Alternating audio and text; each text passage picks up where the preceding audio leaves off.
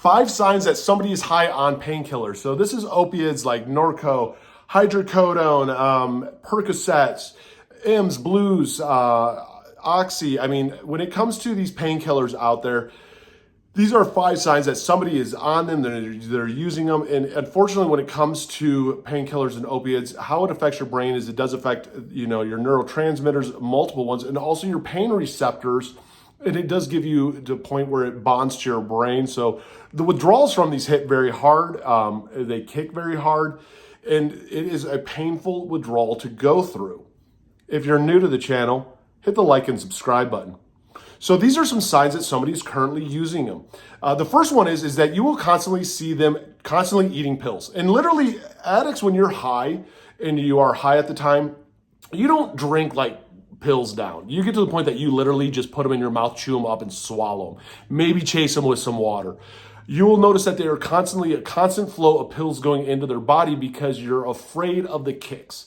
Because opiates, the effects of this is only going to last in your system for maybe about 4 hours or so, and you do build a very progressive tolerance to it, so you have to continually keep this into your system.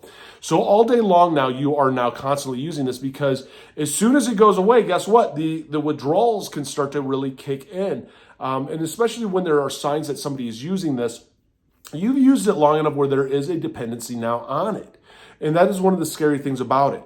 So one of the biggest signs is, normal people don't chew pills up constantly like Skittles all day long.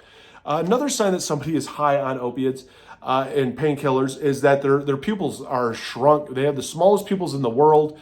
A lot of times they will avoid all eye contact because when you are high, even on opiates, you are paranoid that people know that you are. So you will always avoid eye contact because your eyes do give it away.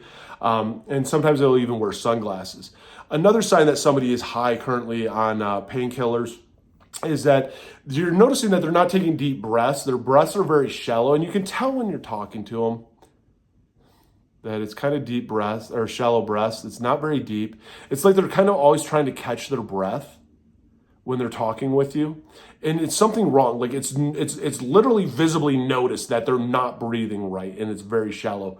Another sign that somebody is high currently and they're using opiates is that they have a dizziness kind of happening where they are like pulled away from the situation. They're swaying a little bit and they don't have quite the balance because your motor skills have slowed down tremendously. And so it seems like they are almost like dizzy with a little bit of almost like vertigo to an extent. Kind of like they might be a little bit drunk, but yet they're not drinking alcohol.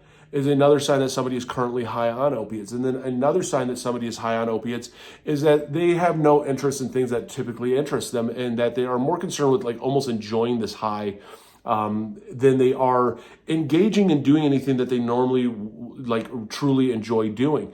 And they'll try and keep themselves busy and they will try and isolate themselves away from everybody else. So that they can be high essentially by themselves. Because the one thing that we as addicts do, whether it's opiates or anything else, is especially at a certain point when we are high, we try to isolate so it's like we can enjoy this high by ourselves. We don't know how to be high around other people. This way we don't have to lie to anybody. And we can just keep using our drug without being bothered. And that's one of the scariest things. That's when you are getting high constantly by yourself. That most drugs start off partying with other people and doing stuff with other people to the point where it is lonely and you are now by yourself. If you're new to the channel, hit the like and subscribe button, comment down below, and comment other signs that you have noticed. Because that's the whole key is the more that we share, the more that we help each other, the more that you help other people out there trying to understand family members, if they're addicts, how to set up healthy boundaries. And even the biggest thing is with us as addicts, when we're trying to get sober, we just want to be able to relate to people and know that we're not alone because it's a lonely time, man, when we're getting sober. We're going through so much mentally and physically that to know that others can do it, to know that others have been there is encouraging to us. And that's what it's all about. And it's finding what works for you, whether it's inpatient rehab or outpatient, whether it's therapy.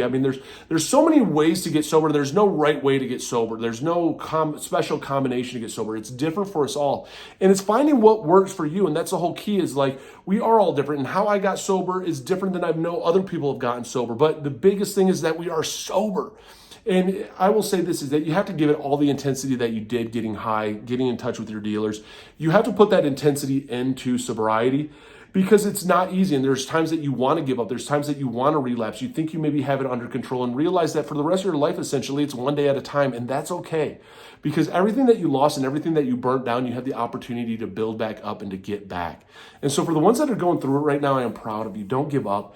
Reach out for help. Let everybody know you're an addict if you're struggling. And it's just going forward and knowing that it will get better. I believe in you. So you got this.